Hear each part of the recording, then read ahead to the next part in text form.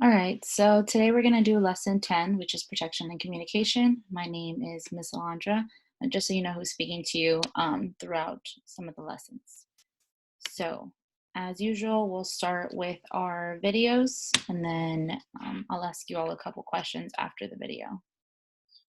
So, who do you want to go to prom with? Well, I really want to go with Mark, but I haven't asked him yet. Okay, students, everyone put on your latex gloves. Why don't you just ask him right now? He's right there. Okay. Hey, Mark. Oh, hey, Ryan, just a second. Teacher, aren't condoms made out of latex?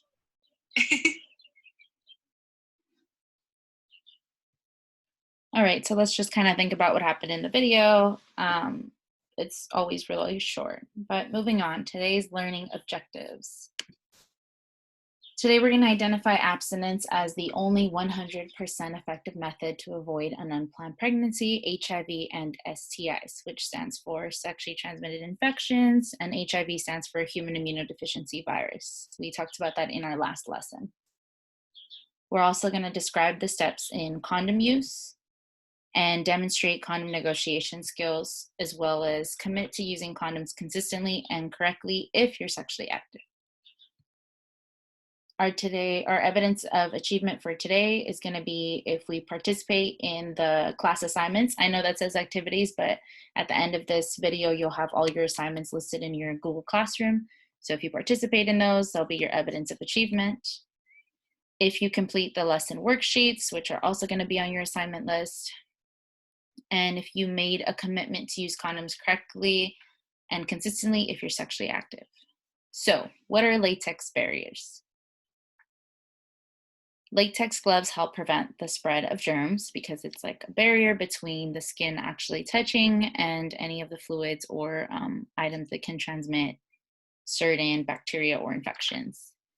The latex condoms help prevent the spread of STIs, sexually transmitted infections, and unplanned pregnancy. And people who are sensitive to latex can use polyurethane instead. It's just a fancy name to say plastic. Obviously, the material isn't as hard as plastic. It's more malleable, so people can use those. They can also use nitrile condoms, which we'll talk about in a little bit. So what's the correct way to use a condom? In some of the classes that we were at before we switched to online, we did either a demonstration for you all or we showed you a video of how to correctly use condoms. But today we're going to review the steps of using condoms. So you want to make sure you're using a latex condom. The reason that this is mentioned is because there's some condoms that are made out of lamb skin. And if you use those condoms or if you buy those by accident because you didn't read the packaging before buying them, make sure that you're aware that those condoms only protect against unplanned pregnancies. They don't protect against STIs because the lamb skin is porous, meaning it has tiny, tiny little holes, and the virus or bacteria can get through those condoms. In a lot of classes, people always ask, well, then why do they still sell them? For the same reason of them having polyurethane condoms or nitrile condoms, and it's because some people are allergic to latex. But just be aware that those only protect against unplanned pregnancy. Latex condoms, polyurethane, and nitrile condoms protect against both sexually transmitted infections and unplanned pregnancy. The next step, you want to check the expiration date, which is usually located on the back wrapper for regular condoms, which are, or external condoms. For internal condoms, that's located on like the side fold of it. You want to make sure that this is an actual condom and it's not a novelty condom. So I know some of you might be like, what? Because I honestly didn't even know novelty condoms were a thing, but novelty condoms are just like those kind of like joke gifts, or I don't know where they sell them or where they're found, but just make sure you're actually buying an actual condom. Examine the wrapper for wear. So usually what we like to say is to push down on the center of the condom so that you make sure that there's a little air pocket. If there's no air, then that means there's possibly a hole somewhere in the packaging, and if the packaging has a hole, then the condom can have a hole. Then you want to open the wrapper carefully. Do not use your teeth. Do not use scissors. There's usually a jagged edge on all condoms, whether they're internal or external, and it makes it very easy for you to tear them open using your hands only. Pinch the tip of the condom to expel air. So once the condom is out, it'll either pop up like a little hat. Make sure that the condom is on the right side. So we like to say, make sure that you have a sombrero versus a beanie. Now, it's really hard for me to show you because this is just a voice recording, but I'll link a video that we usually show our classes on how to properly use a condom. And what it is you'll notice that the lip of the condom, or the side that's rolled, will be rolling upwards, and then that way the condom can actually roll down. If the condom is flipped over and the lip of the condom is rolling inward, then to put on the condom, it's going to be very difficult, okay? At this point, once you make sure that the condom is the correct way, you can pinch, or you will pinch the tip of the condom to make sure that there's no air when you roll down the condom, and also to leave room for ejaculation. If you do not pinch the tip, then you don't leave room for ejaculation, and you run the risk of the ejaculation, so the seminal fluid, overflowing in the condom, and at that point, those fluids would get on your partner. And if you don't pinch the tip to expel any air, you run the risk of leaving air on the inside of the condom and creating air bubbles, and with friction, that makes it really easy for the condom to tear or rip. Okay, so make sure you pinch the tip of the condom.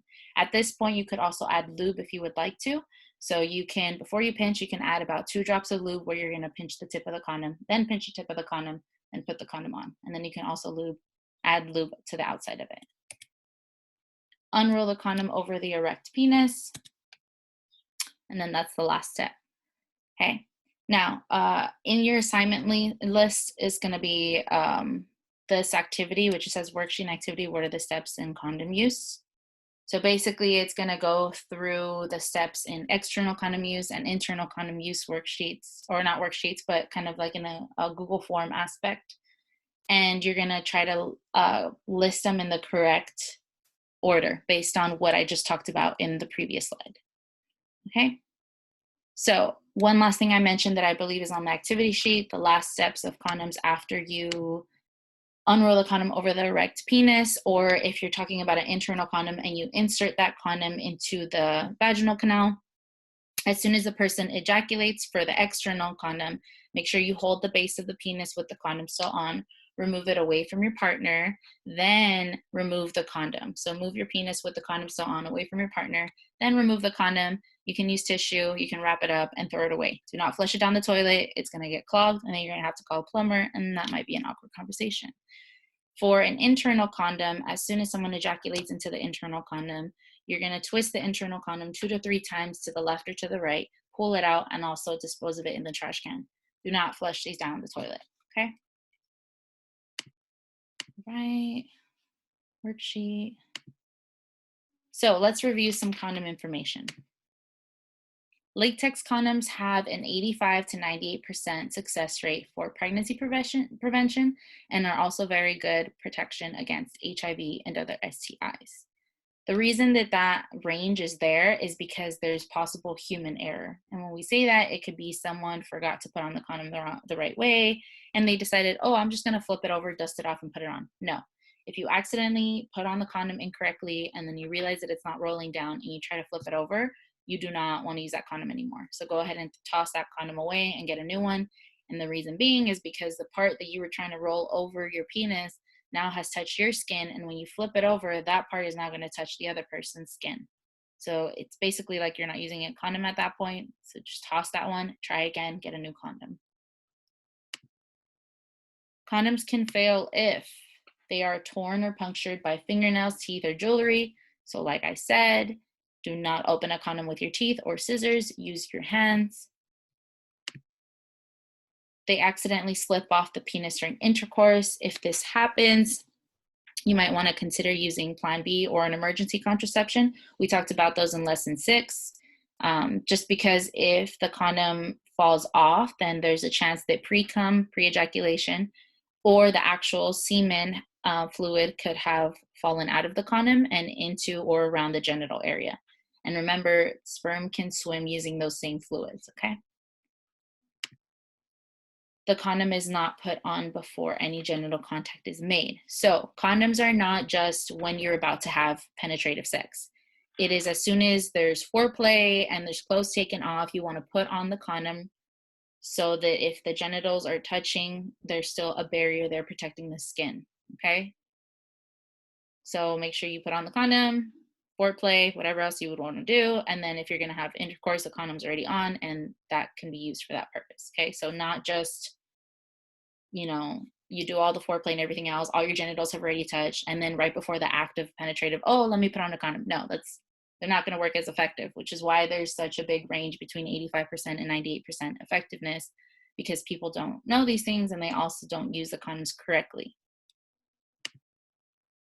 What is the only 100% effective method for preventing pregnancy and STIs? Think about it for a bit. I'm going to pause for about 5 seconds and go ahead and you can say your answer to the computer. I won't hear it, but you can go ahead and say your answer. So the correct answer is abstinence. I know it might be a little bit misleading because we're talking about condoms and we've talked about a lot of other birth control methods, but we always just like to reiterate and just like to mention that abstinence is the only 100% effective method of preventing pregnancy and sexually transmitted infections. And the reason we say that is just because abstinence means no two people their genitals aren't touching, they're not engaging in any sexual activity, so there's no way that there could be any STIs transmitted or any unplanned pregnancy. And that's why, of course, it's 100% effective, okay? So we're gonna practice your negotiation skills. Now this activity I understand is a little bit difficult because we're not in a classroom setting and I also can't hear you all on the other side, but I'm gonna trust that if you feel comfortable to do so, you'll participate in this activity with me. So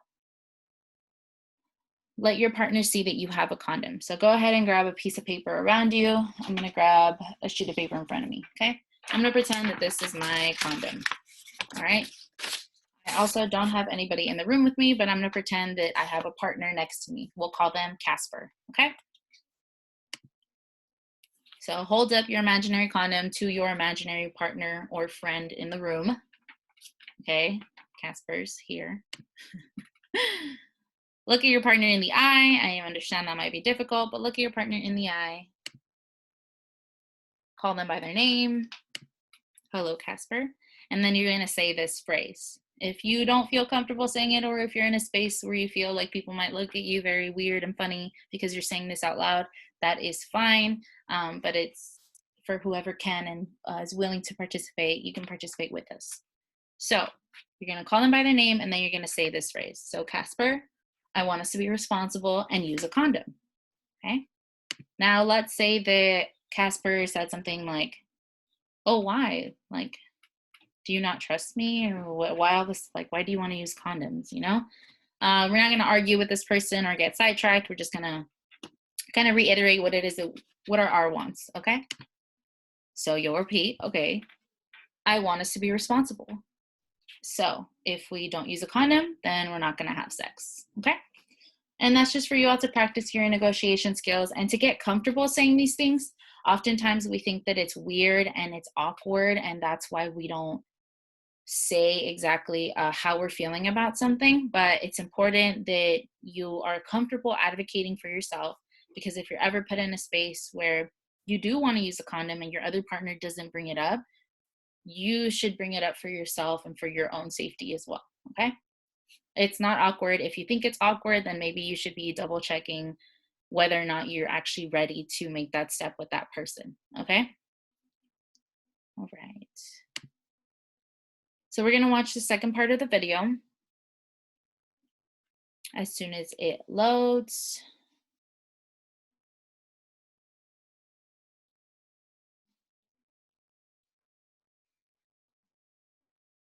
Yes, Mark, you're very smart. Condoms are made from latex. And people that are allergic to latex can use condoms made from polyurethane. Yes, Esther, that's right. Both types of condoms help prevent the spread of HIV and other STIs, as well as unplanned pregnancy. What did you want to ask me, Ryan? Oh, well, if you wanted to go to prom with me, I'd love to. Any other questions? Time to get back to the experiment. Yeah.